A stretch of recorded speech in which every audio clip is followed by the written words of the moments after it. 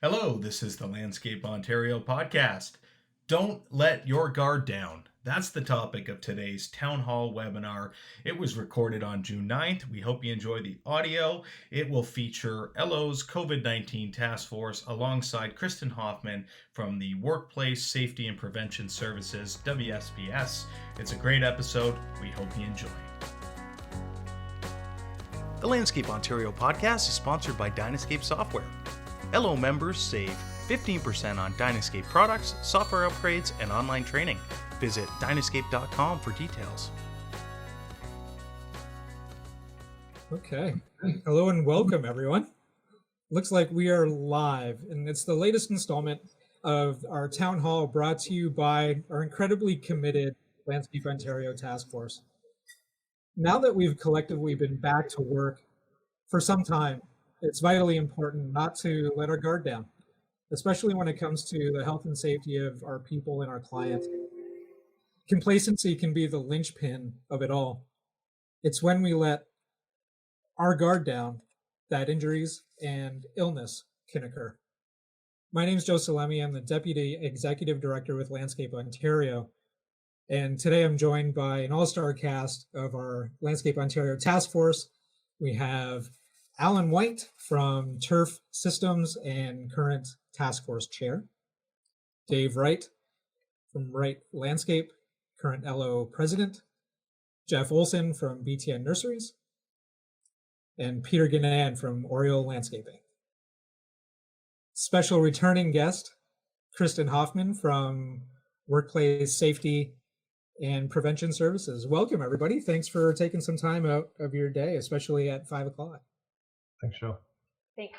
You got it. So we just to let everybody know, we are recording today's town hall, and as soon as we get it posted, we will send the link out to everybody. So in case you're not able to join us for the full thing, you will be able to see it later.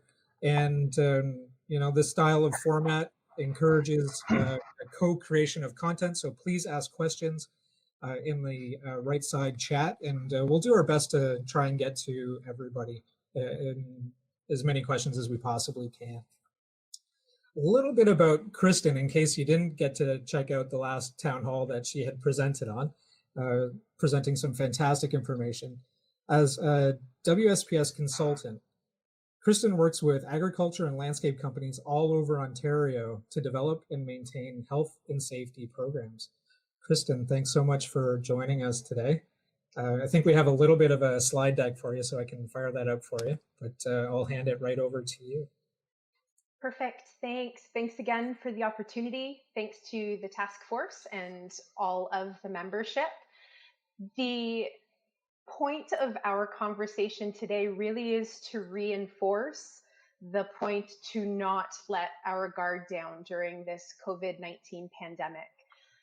Much like other aspects of occupational health and safety, unless an incident does occur or we have a close interaction with an injury, illness, or fatality, we might not be as likely to keep front of mind some of those potential hazards or exposures within our workplaces and our general sector.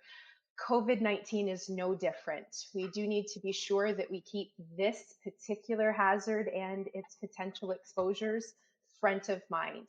So I will certainly thread through the presentation that reference to not let your guard down, as I know your task force and rest of the membership will do as well.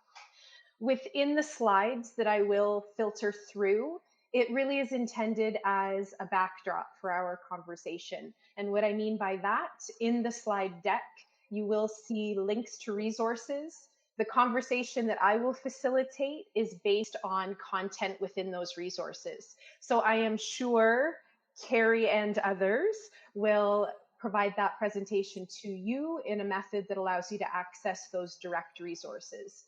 As good as it is to have the conversation, it is also valuable to have the resource on paper that you can go back to.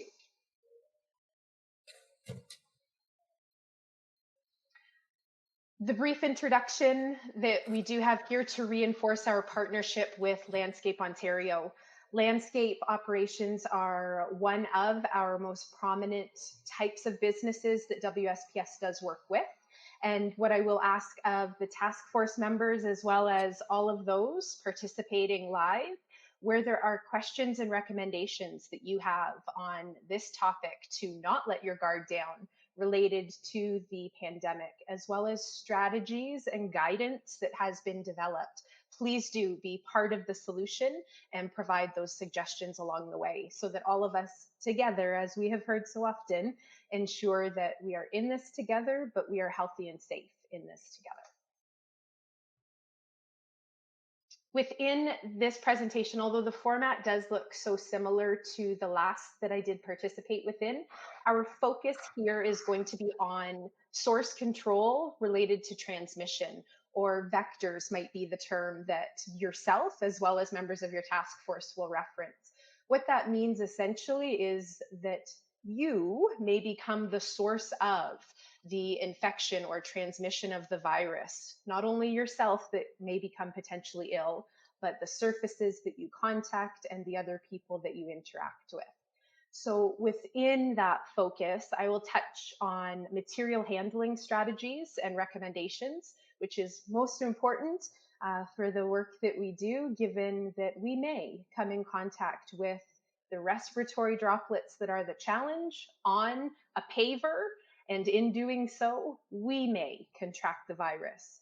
We will talk about the likelihood of that being so very low, but the potential does still exist, and we are still in a state of uncertainty of how likely is it really. And we might not know yet, and it might take some time even after today, tomorrow, or the coming months to be sure. Once again, I will mention some of the resources and support available for you, and those will be the links that you will find within the presentation afterward.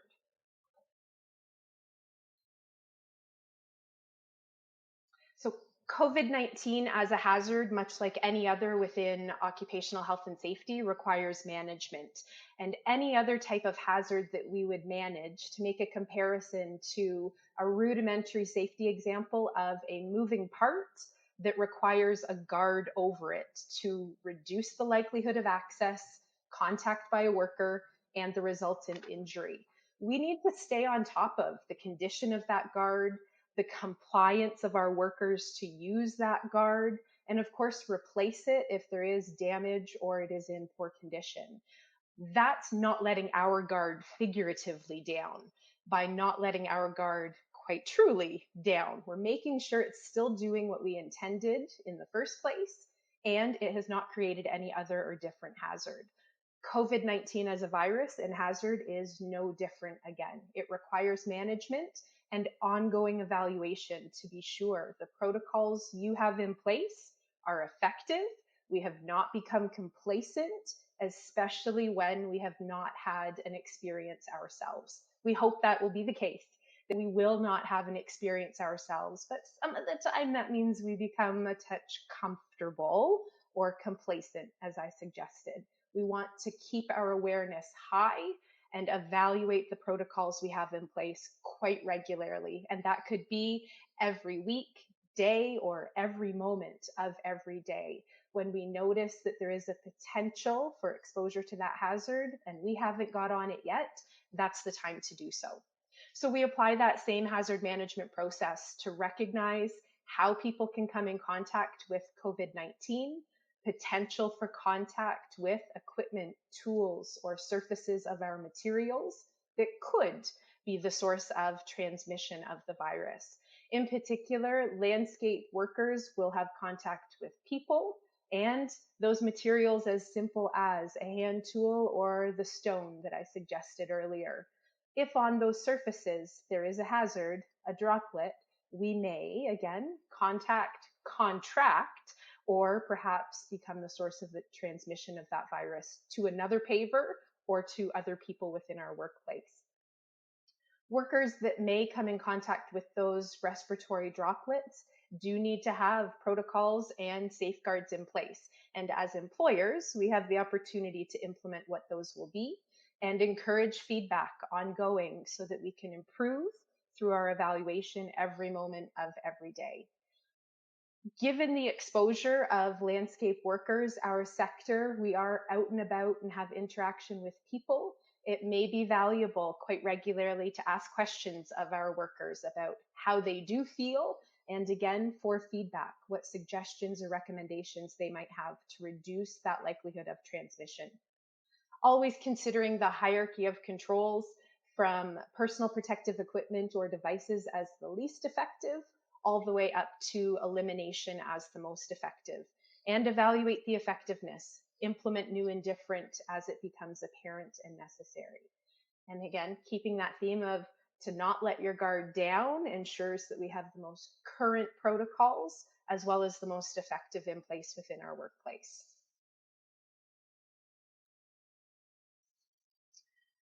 In particular, guidance that has been developed and published for the landscape sector, referenced within the Premier and Ministry announcements quite regularly, are available through not only WSPS, but I will also be sure to reference our partner association, Infrastructure Health and Safety Association. For those who are within construction and perhaps even the heavier aspect of construction, IHSA, that partner, does have similar type of resources available that would be valuable for you to peruse. The ministry, of course, has summarized content related to landscape in particular, and more broadly, construction, maintenance, and transportation that would be valuable too.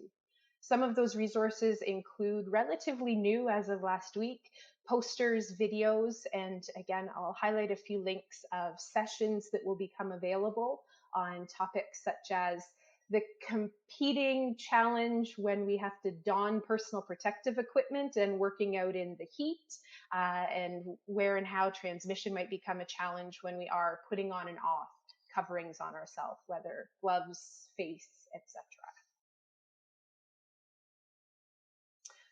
In particular, for the landscape sector, the few documents that have been prepared, and some of those the same title as the last visit together, but there have been revisions made, and others are new since the last town hall that I did participate.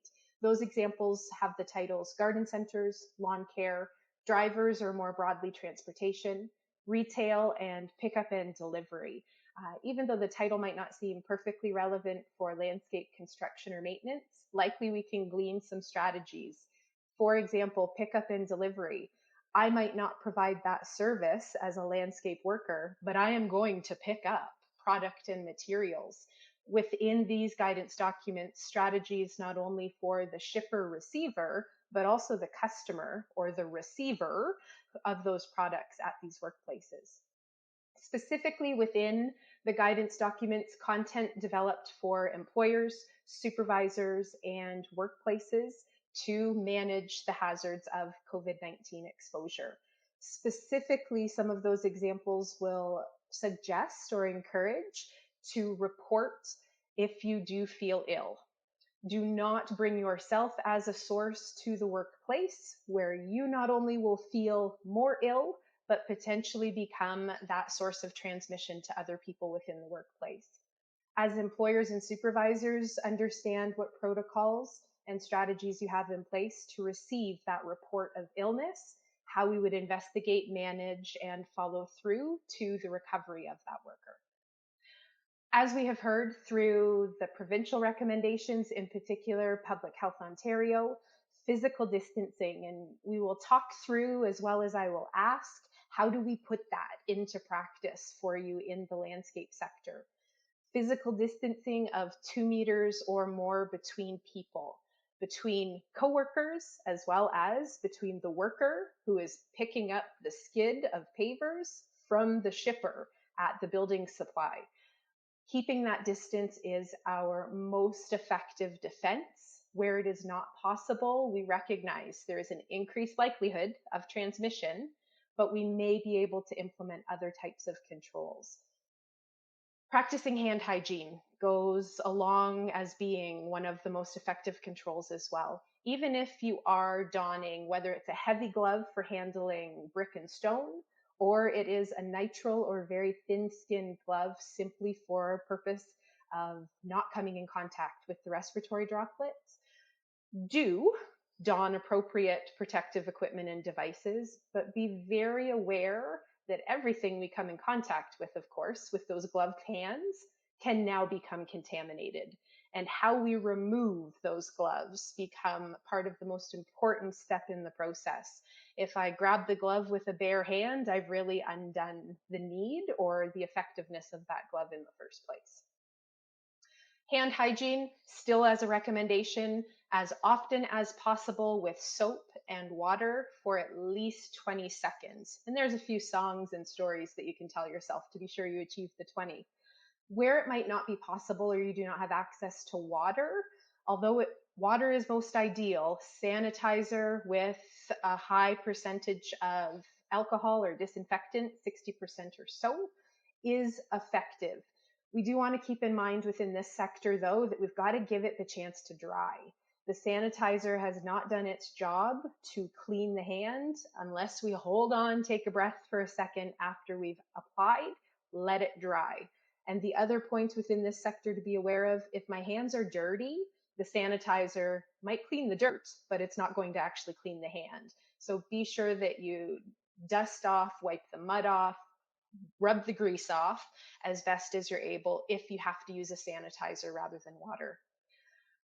Etiquette related to sneezes and coughs, of course, keep yourself to yourself as best as possible, using that bend of the arm or tucking your nose toward your armpit, quite truly. Avoid sharing personal items. That could be as simple as a pen and clipboard. It could be as broad as hand tools within the workplace as well. On site where we're not able to access that running water, there were some great suggestions in the last session for portable devices that might become available. Having a jug of water and some liquid or bar soap available that you can use as a wash-up station on site, even better than only having that sanitizer that we know isn't quite as effective. Good stuff, but just the ideal being the water and soap. Clean and decontaminate, yourself, as well as your surfaces, including your clothing, quite regularly. So be sure you have the opportunity for your own hygiene when you return home from work, before you expose your home and those who are within it. And also toss those clothes and ideally give a good wash to the work boots at the end of your workday as well. Transmission is important to manage not only in the workplace, but I will say for myself, as important, if not more, at home for the people that I'm going to work to support, quite truly. There's also some good strategy where we can limit the number of people in one workspace. Bubbling crews has become a term we hear quite often within construction and landscape, so that we can reduce the number of people we have interactions with. And where possible, if we can, assign equipment, tools, and other devices. So we reduce the number of hands, the number of potential vectors that are coming into contact with that particular item. Specifically related to material handling, a few of the points to share. A resource developed by WSPS in partnership with others with the title Playbook that you'll see toward the end indicates that still, according to research by the World Health Organization, the risk of contracting COVID-19 from exposure to material surfaces is still low. Now, the reason it can be low is based on time. I'll use an example where I receive a piece of mail, a paper folded up in an envelope in my mailbox. If I can leave that envelope in the mailbox for longer than rushing right out after the postal worker has dropped it off, that time becomes my strategy. The virus does not last forever. The challenge, of course, is we do not know exactly how long it lasts, especially on different materials. From paper to cardboard to corrugated to plastic to steel to concrete may be different. So where we can leave items for a while, whatever that while might be, that becomes the ideal. Now, where we cannot, we're going to reinforce those similar keep your guard up strategies of hand hygiene and potentially protective equipment and devices. If I'm going to offload a skid or a lift of stone, I might don gloves. Or if I do not don gloves, and even if I do, I'm going to be sure that before I touch the stone, I've washed my hands. Through the process, maybe I've taken a break every level or so, washed my hands, and certainly at the end. Now, it will be a challenge, but ideally, we avoid the handoff of materials as well, meaning avoid the assembly line of one worker to the next, where I am passing a brick from myself to the next worker to the next worker down the line. We increase those points of contact the more times we have to touch that same brick, stone, or tool, whatever the material might be. So where we can, ensure that hand washing before, during, and after we handle materials. Reduce as much as possible those handoffs. Where we can, when picking up or receiving materials, if we can reduce some of the contact points as well, like, can I place my order over the phone or online and reduce the amount of paper that becomes necessary for me to handle? So often we see the order slips, receipts, or otherwise that the customer service representative hands to us at the building supply location. Perhaps it is onus on that building supply to implement the technology rather than the paper. But you might ask the question, can we do it in a different way? Can you radio out, this is the truck I'm driving, this is the number or the name on my truck, for them to load me, rather than having that page in my hand that someone else has just touched a moment before? The reason as well that it is quite low likelihood of transmission through contact with materials is, and walk me through this picture for a moment, that piece of mail I mentioned that the postal worker has placed within my mailbox, there would have to be a respiratory droplet on that envelope. I would have to touch that specific droplet while it is still in a virus state on that envelope. And then I would have to bring that thumb or fingertip that has touched that same droplet to my mouth or other membranes, and then the potential to contract the virus exists. It does exist. The reason it is a low likelihood, though, is because of all of those points of contact, and ultimately the hands to the face or other membranes would have to occur. Same goes for those pavers, stones, boards, other pieces of lumber that we might come in contact with. Hand hygiene, potentially donning gloves, ensuring we're not contaminating ourselves as we put them on or take them off, and where we can reduce the number of handoffs of material internally among your own workers, as well as externally with the suppliers that we engage with. For some of our pallets that might come wrapped, and certainly for our smaller or individual items that are going to be in packaging, same suggestions will apply. Hand hygiene before we unwrap, after we unwrap, and get rid of that packaging, ideally outside, perhaps on the construction project site or at the residential site if we have a dumpster or even a garbage can for that property owner. Don't throw it in the truck or trailer and bring it back to the shop, yard, or your home with you. Where we are picking up or making orders for products as well, and there is not technology in place, we have to do the pen to paper thing or even the stylus to a screen thing. Avoid sharing whenever possible. Or if you do have to hold on to that pen at the building supply location, be sure you're practicing hand hygiene again. Treat that pen just as you would I treat that piece of mail that comes to my mailbox. Some of the other points related to pickup and delivery, just to highlight related to material handling here. Again, when someone drops off the load for a sod, as an example, physical distancing. We don't need to be right up to the lift truck or the transport when the driver arrives. Give them the space. It's good not only for collision prevention, but it's definitely going to be good for COVID-19 transmission prevention. Also, when we are using vehicles to transport our materials, be sure we decontaminate it just as we are going to ourselves. The surfaces that those materials have touched, whether it's a piece of paper on the dash, or it's that pallet within the cargo area of the truck or on the deck of the trailer, take some opportunity to give it a hose down. And then in general, the public health directions beyond those I've mentioned, which are still available: self-monitoring, self-isolating. There are even suggestions and guidance documents now related to pets and otherwise. The most current information Linked through our guidance will take you to public health for the general recommendations, certainly. So I might pause for a moment and ask of the task force, given some of those suggestions, material handling or generally, what have you found to be reasonable protocols, what works well, or where are there still challenges or questions that you have?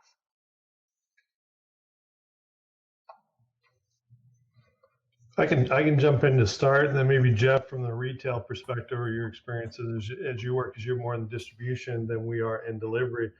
I think it's one, making our teams aware, making sure that we have sanitation protocols in place. So when our employees go, in the event there isn't the ability to manage your own hygiene after points of contact, they have that available in the vehicles first and foremost. So making where it's not just the job site, but to your point, Kristen, is those points of contact throughout the day. I almost would point back to, or question back to you a little bit, with that the markets open up in the workplace. Um, what's our responsibility to protect our employees as this market opens up? Because for the last couple of weeks, from a service delivery company, there isn't that many places other than our immediate vendors where our employees can actually have interactions. So a lot of them come back to our shops, or we make job site provisions for them. But as gas stations, restaurants, fast food stops all start to become available, our ability, even as employers, to manage our environment becomes that much more cumbersome, or easier to let our guard down. So, from a workplace safety and prevention standpoint, where does our responsibility trade off with the employee's freedom, and a little bit their own privacy? That how much can an employer tell them they can and can't do as this kind of overall market opens up? Sure. So, to first distinguish between when at work and not at work, we have to recognize as well that even when not at work, that worker returns for their next shift. What has happened on the weekend? Is their salon open and they have been in for a haircut? Not in my region, but hopefully in yours. That's an exposure as well. So, we do not have control. We cannot prohibit that freedom of our workers to go to get the haircut this weekend, but through the education and protocols that you have instilled to this point, and this is where there is some beauty. We've had some time already to, we hope, establish culture not only within our workplace, but strategies that our workers take home with them. We hope that is the same in general for occupational health and safety. When we talk about how to use a line trimmer safely at work, we hope that's the way they do it at home. How to set up a ladder at home should look the same way as it occurs at work. Now, where the lines become more difficult to distinguish is at lunch. I do go fill up with gas and I pick up a coffee and sandwich at the fast food restaurant. As an employer, I may have some opportunity to establish standards of where we can or where we would prefer our employees to visit. And that unfortunately might be based on media and case reports that we do hear of. If there has been a hot spot or a hot zone as it's being referenced, we might encourage, you know what, you're going to be in this community, bring a sandwich with you rather than having to head out for lunch. Now, if an employee does, and dependent on your pay arrangement, they may be determined to be in the course of work, even when on that break, to pick up the coffee or sandwich. So that responsibility may come back to us as the employer. So that's where the education and protocols that we have instilled to this point, we encourage and expect those to be followed by our workers during our work days anyway. And we hope that they even filter over to the nights and weekends when they are not within our responsibility in particular.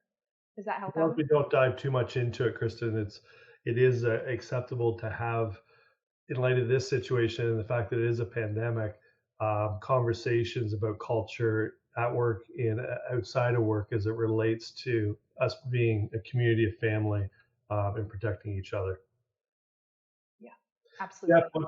what's your experience in the distribution side of it, from a grower through to the retail?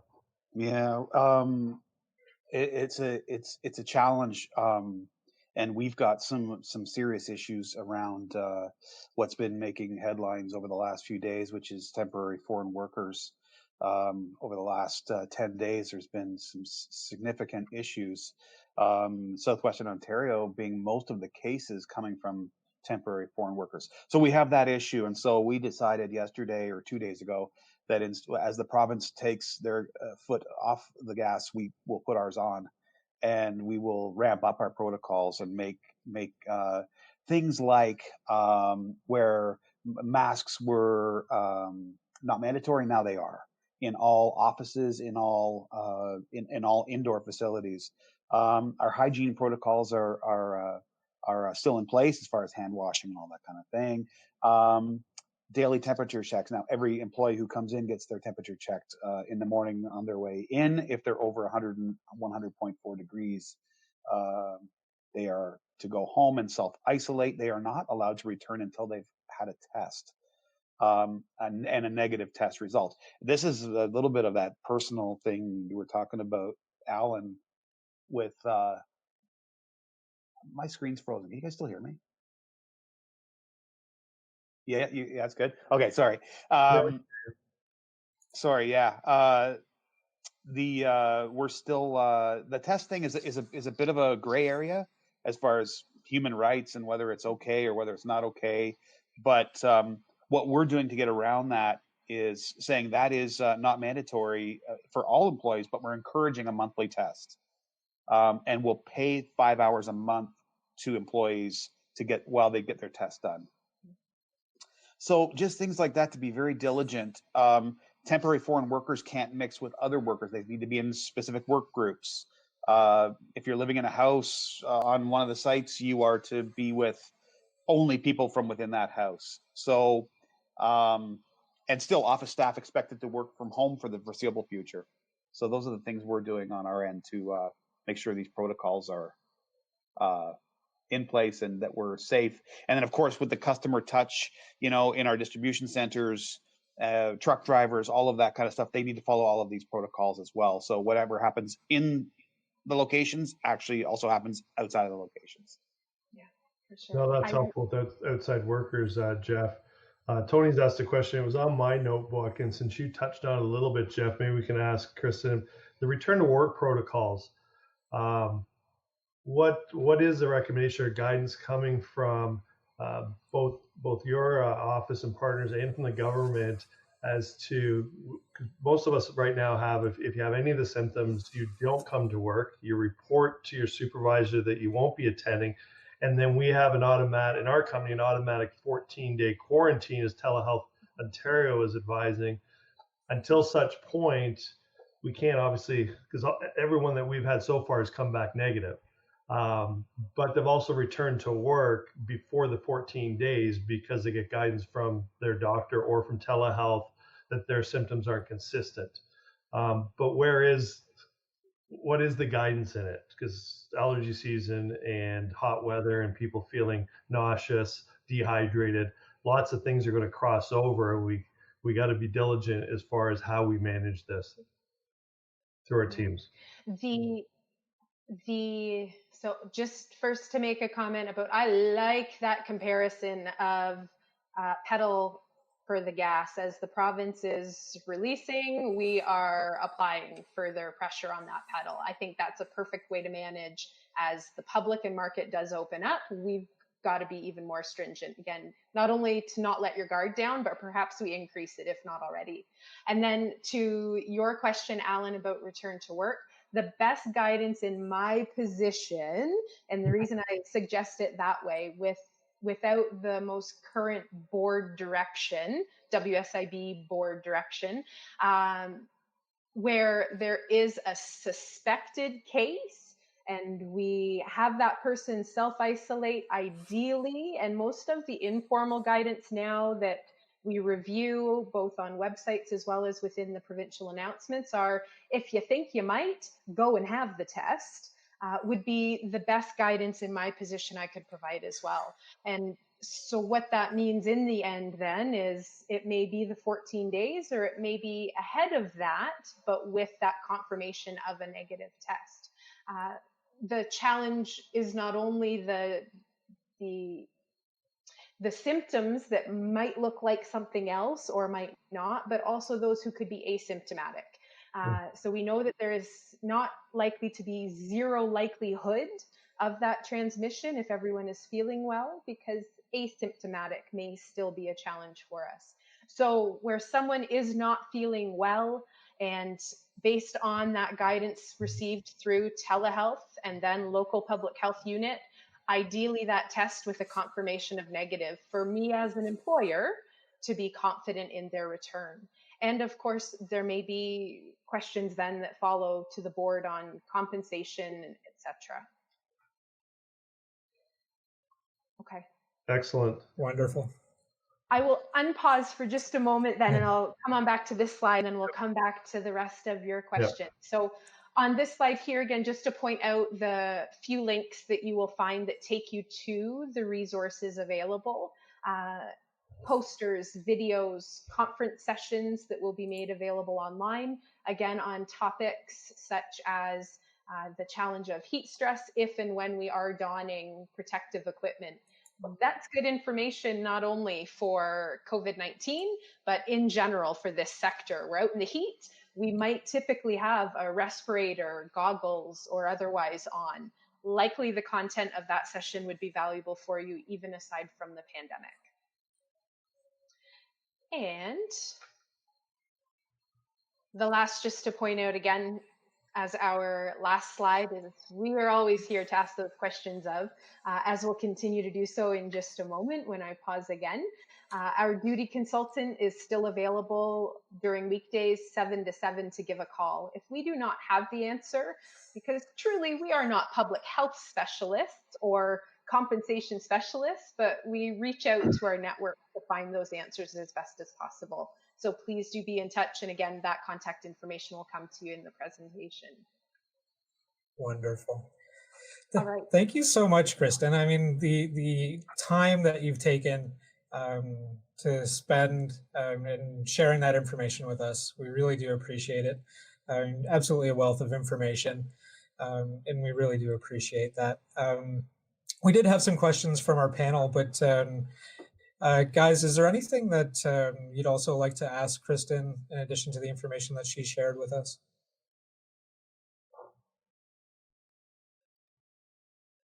She did a pretty good job, I think. There's a couple questions on there, but as it relates, and we all feel the heat, respirators, masks. Yeah. For the most part, and we experienced in our company when we started wearing the masks, especially the handmade ones, they're typically thick. And even some of the medical masks are fine for one use, but after about 20 minutes of high respiratory, they tend to get humidity laden. So we've switched, I don't know, a lot of companies I'm seeing using either bandanas, or some suppliers are supplying these stretch tubes that go over, cover your face and your mouth, which allow for a way better respiration, even protect you a little bit, the back of your neck and things from the sun. Or it can be moistened to help cool you. So I think there's ways around it, but I will agree that I think the majority of it isn't so much the wearing medical grade masks, it's stopping the transmission of your water droplets as you breathe heavy, which I think is also true. There's a few questions here about what's happening in vehicles. And I think a lot of that too is, as we get into our don't let your guard down, when you can't maintain the 2 meter buffer, which for the most part in the landscape sector you can, except when you're moving material or you're transporting between sites. And in those cases, we're suggesting in our company is, again, don a face covering unless you're immediately your family living in the same address, and sanitize the vehicle, and everybody stay in the same position in the vehicle. So if you ride in the passenger seat in the morning, until the next sanitization, you're remaining in the passenger seat. And if you need to change, whether it's a skid steer, a loader, a truck, if an operator changes, it's to sanitize that piece of equipment again. So those are our protocols when we get into that 2 meter buffer, without going to the area of respirator. I don't know any of the other guys, especially Dave and Peter, with yourself being in the construction phase, when you get out inside that 2 meter, you're dealing with respirators in the heat. Yeah, it's been challenging. 100%. It's especially in the heat. You do get used to wearing a mask. I find I've been able to wear one for hours at a time, but it is uncomfortable. And but it's it's something that you have to stay on top of. We've had a challenge maintaining maintaining that compliance amongst all our crews. Some are better than others. I mean, one question I do have is, what are the tools at our disposal? Like, I know when I had the problem in the 90s getting people to wear safety boots every day to work, I could send people home. At a certain point, I'd send them home to get their boots. Or, 15 years ago, we started wearing reflective gear, and at a certain point, I could send them home if they weren't bringing their gear every day, if they were, deliberately avoiding the problem with these COVID protocols is they've come so suddenly. I don't really have time to ramp up compliance. It has to happen right away, and I don't want to be, a hard ass, but I don't want anyone to get sick either. So what I'm curious about is what we can do in terms of any authority we have to send people home. Or what authority do inspectors have if they come onto a job site? Will they fine the employee? Will they fine the company? Will they shut the job site down? Those things, those are real potential risks to our work. And if I knew that there was some threat from the authority, it might give a bit more weight to our protocols. Sure. So likely if I take every statement or question you have just asked and turn it into a statement would be my responses. So what I mean by that, working backwards, can inspectors enforce protocols for COVID-19 prevention on site? Yes. Ideally, we achieve that physical distance. Where there are places that we cannot achieve physical distance, inspectors may order, or not that I know of precedent, but there may be potential to penalize that specific worker. But certainly order, and that order could be to the employer to establish protocols, or right through to the worker, if those protocols are in place, to don the face covering, for example, and that worker is not. But the supervisor and employer can demonstrate that we've told them to, we've given them the equipment they need. It's that worker that's on the hook then. So very similar to any other standard, especially for PPE that you would have established within your workplace. And working the way back up that list of the questions that you had, what authority do you have as an employer? This is a hazard, as I suggested, just like any other in the workplace. If we implement controls to manage, which includes protective equipment and devices, we can implement it in the same way as we would any other type of PPE. So that means, as an employer, if I know there are places where we cannot achieve physical distancing, and my rule has been communicated that you've got to put a mask on, or whatever control you determine reasonable, I have every authority to hold my workers accountable to that standard, in the same way that I would if they didn't show up in the 90s with their work boots on. So both the ministry with external authority, and a lot of that work has been in the heavier construction, as well as home building, whether condominiums or detached, where they have been shutting sites down as well. A lot of that having to do with the number of workers in a space and the lack of hygiene facilities on site. So they can issue stop work orders. They can issue orders with a plan. This is what we need you to do, like get the masks or provide training. That can be, of course, to employer, supervisor, or worker. And then the employer has that same authority to establish what standards you believe are reasonable. I hope I got the whole list. I think so. Yeah, that's really helpful. Yeah. Thank you. Yeah, I think there's something, and maybe Joe, if I can share with those that are on this live and those after. The Landscape Ontario is about to launch "Don't Let Your Guard Down" campaign, which will include the kind of communication releases from the association. It's going to include PDFs and posters. So we've had a lot of support from our partners at the associate level. So through our supply chain, hopefully we'll have those constant points of contact, not just from us as employers, but as our employees go out into the workplace to pick up supplies and others, they're going to have multiple points of reference with the exact same story. We're also creating stickers to adhere to skid steers, trucks, you name it, that again reminds them, don't let your guard down, we're in this together. So I think this constant instillment, and even encourage other landscape companies, if you see colleagues out in the workforce, remind them that we're in this together. There's a lot at stake from not only our employees' own personal health and safety, but also for us remaining in business and viable and able to keep moving forward, and to be an example to others as they come into, as we get a much more integrated workplace society again, that we're visible doing what we can to protect our clients, the community, and the greater public at large from obviously the downside to this virus. So I think it's going to be, Leanne is working to put a poster for safety boards that will have the same logo.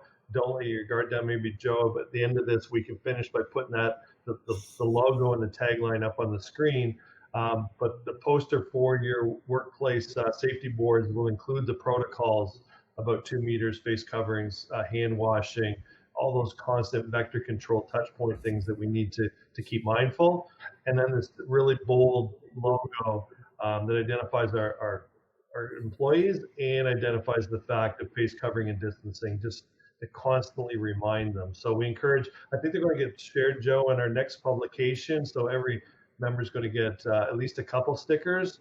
And then a few of our associate members have volunteered or going to distribute a significant number through their chains, as well as Landscape Ontario through our normal promotion media, where you get your member stickers and other things. They're going to have them available at a cost of production, so that you could adhere them to every tool, every skid steer, every piece of equipment or place in your work where you think employees might let their guard down moving forward. So a big what I was going to ask you, Peter, and even Jeff, because you have a lot of companies coming in and out. And again, I think this is where us as a community can help each other out, is when we have vendors coming into our place of work, whether it's to service our forklift or equipment or to drop off a truckload of fertilizer, making sure it's particularly those foreign entities that come into your workplace that aren't in the normal family, that they're adhering to the protocols, or you refuse entry.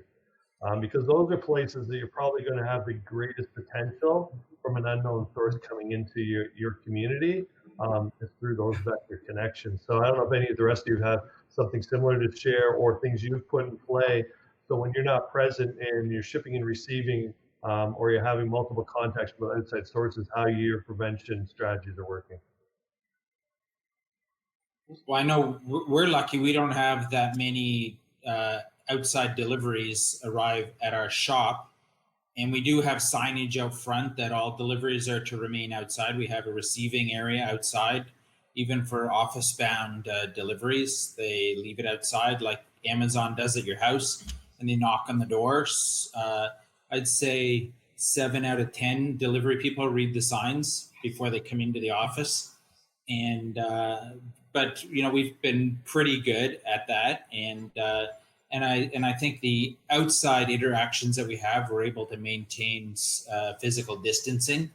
I think there's a lot less risk if we're outside and maintaining distance. So, but yeah, very few have come into our office, and most of my office staff are working from home. So we are on skeleton staff here. So. What you did? Certainly when we're receiving shipments of materials and so on, whether it's on site or at our shop, we are conscious of the fact that it is somebody from another company, from a different background, from a different source. You don't know where they've been.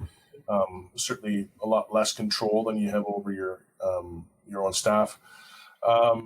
Generally, we're working with companies that have solid protocols to begin with, so they're staying in their trucks. They're not. There's no paperwork being transferred between people, and that's something that we've been working hard at is to make sure that there is that separation. But certainly, when we're picking up materials from our vendors, I'm noticing that they've got some very, very strict protocols, and it's keeping everybody safe. So that's been good. Right on. Thank you. Carla makes a good point. People in her career, they're seeing other landscape companies that aren't exactly following the same level of protocol that they are. in your own businesses, when you do have people on your team saying, well, those guys over there aren't doing the same things, how do you remind them that it's important not to let their guard down? I don't think it's how often. And it's a regular thing that they got to be reminded. As society is opening up, it's getting harder and harder to keep things moving in the right direction. And I guess it is the right direction, but I mean it's harder and harder to keep that those safety protocols in place. And I think it's just a constant reminder. I like that whole comment about putting the foot down or stepping on the gas as the province takes their foot off the gas, because it's important. And they're opening it up to 10 people, so or groups up to 10 people. So now you're looking at home groups are getting bigger, and there's just that much more potential for transmission. But on the same side, you got to constantly be talking about using the PPE and just keep it constant, which is why this whole program, or this whole program on the don't let your guard down is so important. I think the key to remember too is that this isn't a one-way street that we're on. We could easily get an outbreak and end up having it out of control again. The healthcare could get overwhelmed again. If people are careless with the safety protocols and they think we're out of the woods because everything's opening up and we get a second wave that's bad, then just try and remember what it was like in April when nobody was working and everybody was screaming and yelling, and we could be there again. It's entirely possible if enough people disregard those protocols. Oh. So if we can be the ones that help prevent that, and there's other people that are disregarding, it's then so be it. But I definitely don't want to contribute to that outbreak. And certainly, hearing about outbreaks, one of my vendors sent a message out the other day saying that one of their staff tested positive, and so they were implementing their protocols. They were looking, and they had kept everybody in small teams, which was good. So that team was being checked out, but everyone else was fine. But they were letting everybody, all of their clients, know that this was the case, so that we could take any protective action that we needed to do. But I think that's why it's important to stay on this whole thing and make sure that we're staying in crew-size groups and just let's keep staying safe. I think a bit of it too, and kudos to our supply partners, associate members, because they've taken on the task force and outside the task force. They've held a couple meetings where they've really looked to see how they could assist as being leaders with not just our own membership, but with the greater landscape community at large. So the comment that Carla had with staff complaining about others is hopefully through this campaign of Don't Let Your Guard Down, though it'll be Landscape Ontario branded, it's intended for the whole landscape community.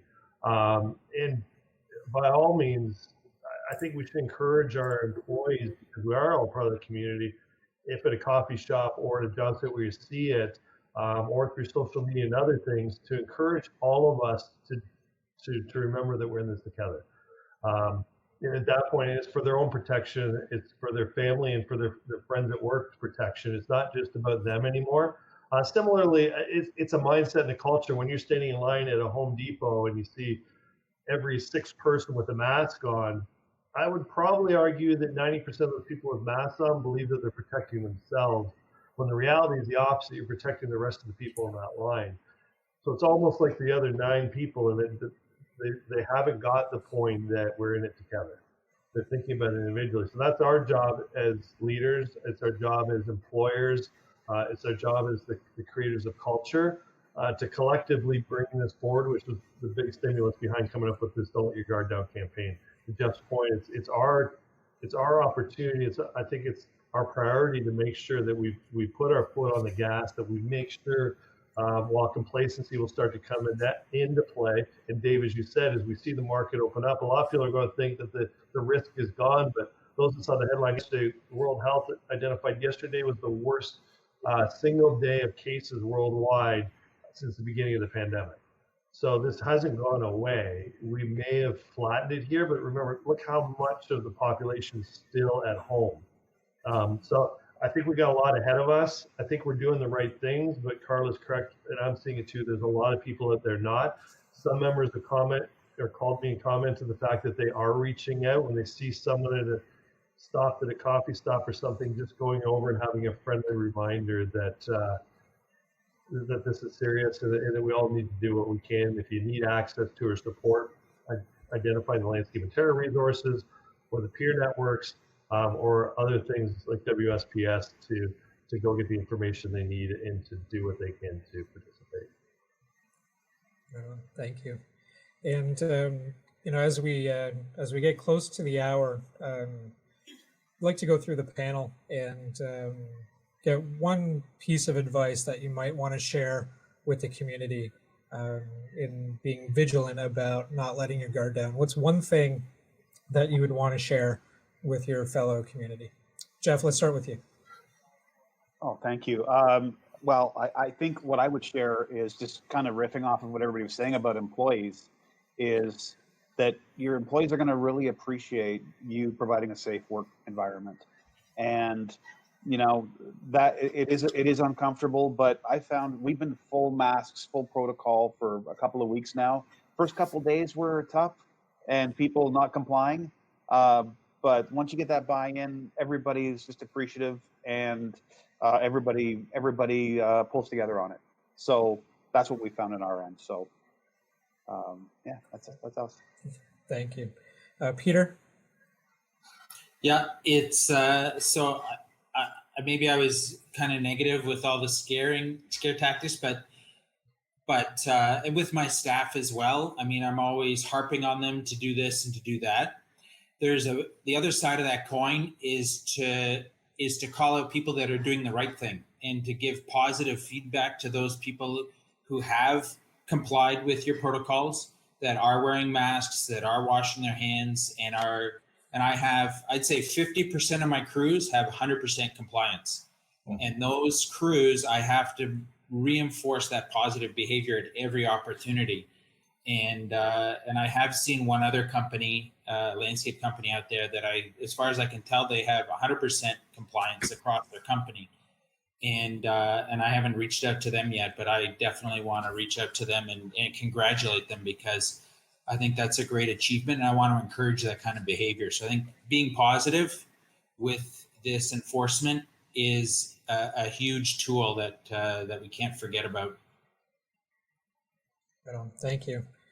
Dave? I just think it's really important to talk about it every day. Your tailgate meetings, even if it's just the sending off the guys in the morning. We are doing staggered start times between our maintenance crews and our construction crews.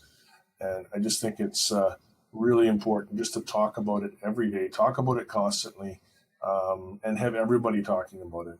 And I think that's what's going to help, keep it in people's minds. Yeah. Yeah, great advice. Alan? I think we said at the beginning of this whole crisis back in March and April when we first got together as a task force, and I think it's true today as it was then. With our teams, with our customers, with our partners in business, communicate. When you don't know what else to do, communicate some more. It's kind of the theme we all have here, but it's important to communicate with our clients about what our protocols are, to communicate why or how we've gone to digital and why we've gone to digital, what to do when your crews are on site, and then with Dave, with the tailgates in the morning, just reinstill the positive nature, and that we are all implementing these protocols for everyone's safety, and we rely on them to be part of that culture, and then constant communication with our supply chains so that they're consistent in alignment with what we're doing, and likewise we utilize these resources to make sure that we have as up-to-date information as we can possibly have, as there's probably still more unknowns about this virus than there there is knowns, but over time we will eventually get to the point. I think if we do this diligently for the next couple of months, we'll be in a way better position going into what some are saying will be the more difficult time this fall or next spring. We already felt the pain last spring, and most have advised us that if we don't get it right, the second wave can actually be harder than the first. So not sure how well the economy, not sure how the government or our workforces and businesses can hold another again wave that's coming. So I think while we're all incredibly busy right now, I haven't heard a single peer that hasn't said the same thing, that they're shocked at how busy they are, but everybody's home. That in our own right as business owners, we don't let it go down. Thank you. And thank you to everybody on our panel, Kristin, everyone joining us from home or your office or in the field, wherever you happen to be, for spending your valuable time with us today. As the province continues to slowly reopen regionally, I think, like we said here today, it's more important than ever to be vigilant and to not let our guard down. And just as the panel said today, and the advice that they gave, communication and positivity around being vigilant and not letting our guard down is incredibly important. Thanks, everybody. Looking forward to seeing you at the next iteration of our town hall. Take care and have a great night. Be safe. Thanks, everybody. Thanks, everybody. Take care. Bye.